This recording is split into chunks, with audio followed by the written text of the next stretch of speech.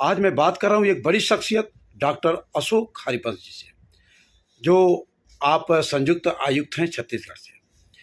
और बड़े सौभाग्य की बात है कि मेरे ही धरती के लाल गिरी जनपद जो मेरा मऊ है, उसी मऊ के आप इटौरा चौबेपुर के रहने वाले हैं। ये बड़ा ही मेरा परम सौभाग्य है कि ऐसे शख्सियत से आज मुलाकात हो रही है।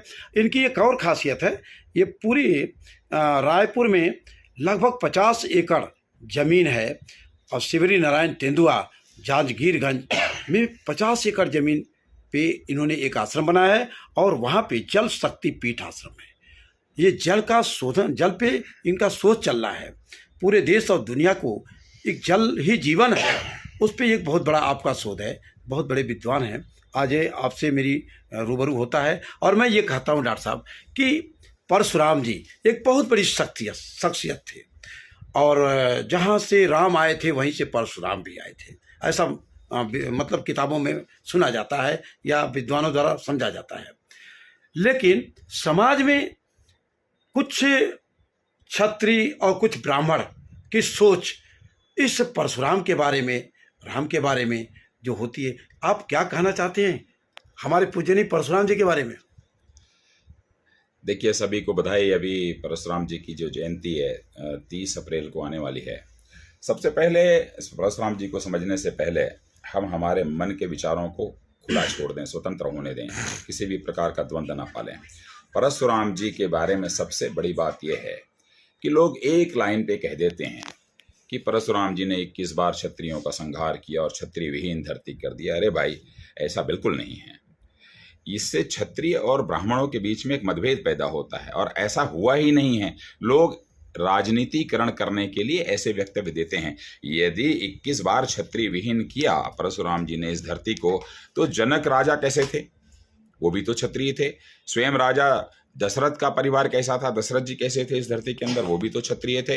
राघवेंद्र सरकार भी क्षत्रिय थे, तो कहाँ क्षत्रिय विहीन किया? और जगत जननी माँ सीता के स्वयंवर में जब धनुष यज्ञ हो रहा था, 10,000 राजा आए थे, जिसमें से अधिकांश उसमें क्षत्रिय थे, असुरों के साथ साथ अधिकांश क्षत्रिय थे। तो क्षत्रिय यदि विहीन हो गया रहता यह धरती, तब ऐसी स्थिति में वहां क्षत्रिय कैसे आते? सहस्त्रार्जुन से उनके पारिवारिक संबंध बहुत खराब हो गए। सहस्त्रार्जुन के द्वारा उनके माता पिता का अपमान करने के कारण यह चीज बर्दाश्त नहीं हुई और सहस्त्रार्जुन का अंत परशुराम जी ने किया। सहस्त्रार्जुन एक ऐसा शासक था जो कि रावण को भी पराजित कर चुका था। ऐसी स्थिति में आधे से अधिक, मैं कहता हूं 70-80% उस समय के जो राजपूत राजा हैं, उनकी वीरता के कायल होकर के उनकी अधीनता स्वीकार कर लिए कि जो सहस्त्रार्जुन को ही समाप्त कर सकता है, उसकी वीरता को नमन करते हैं। तो उन्होंने परशुराम जी का सम्मान किया है। उन्होंने परशुराम जी ने उन्हें कोई फरसे से मारा नहीं है, कोई धनुष से मारा नहीं है, उनका कत्ल नहीं किया है। उन्होंने तो भाई कहा कि जो व्यक्ति इस दुर्दांत सहस्त्रार्जुन को समाप्त कर दिया, ऐसे परशुराम जी को हम प्रणाम करते हैं कि कम से कम हमारा राजपाट भी ठीक से चलेगा।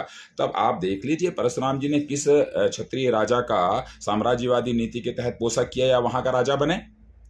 एक भी यदि उदाहरण बताया जाए परशुराम जी कौन से राजा को हराए और वहां के राजा बन गए, वो तो राजपाट भी नहीं लिए।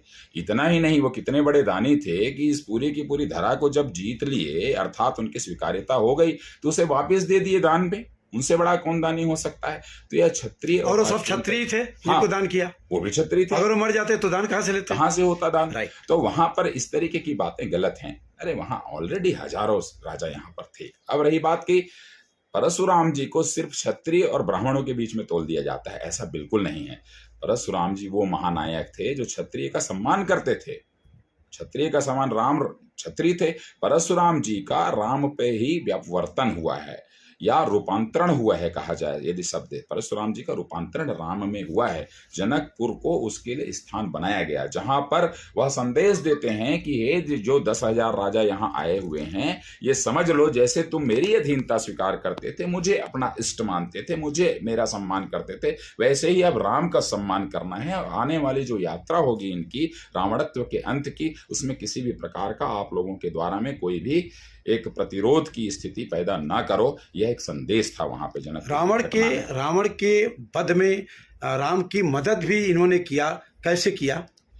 देखिए, परशुराम जी के सामाजिक स्वरूप को जनता के बीच में लाने की जरूरत है। और खासतौर से विप्र जो भाई हैं, जो ब्राह्मण भाई हैं, उन्हें इस चीज को और लाना चाहिए। 365 दिन में एक दिन परशुराम जी की जय बोल देने से बात नहीं बनेगी। हमें बताना होगा कि परशुराम समाजवाद के प्रथम प्रणेता बनते हैं। परशुराम जी का सेनापति धानुक जाति का था, जिसको उन्होंने अपना सेनापति बनाया।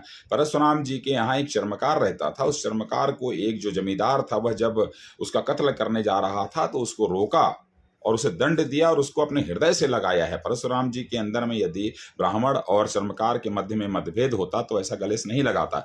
महाराष्ट्र की धरा में एक बार यवनों ने बहुत बड़ा युद्ध किया, कहा कि यदुवंश को हम समाप्त कर देंगे, एक भी यदुवंश इस धरती पर नहीं होगा। यदुवंश जा करके परशुराम के समक्ष जाके शरणागति की और बोले हमें बचाइए, हमारे यदुवंश समाप्त हो रहा है। भगवान बोले चलो, और यदुवंशियों के साथ माने। जब वो एकदम कमजोर थे तो उनके साथ खड़े हो गए और उन यवनों का नाश किया है और यदुवंश को बचाया। आज यदि यदुवंश को समाप्त करने का जो प्रण लिया गया था, यदि ऐसा हो जाता तो भगवान कृष्ण को हम द्वापर में देख नहीं पाते। और 56 करोड़ यदुवंशी भी नहीं होते, बिल्कुल नहीं होते यदुवंशी। तो यदुवंशियों के साथ भी परशुराम का संबंध बहुत ही समन्वयकारी रहा। इतना ही नहीं,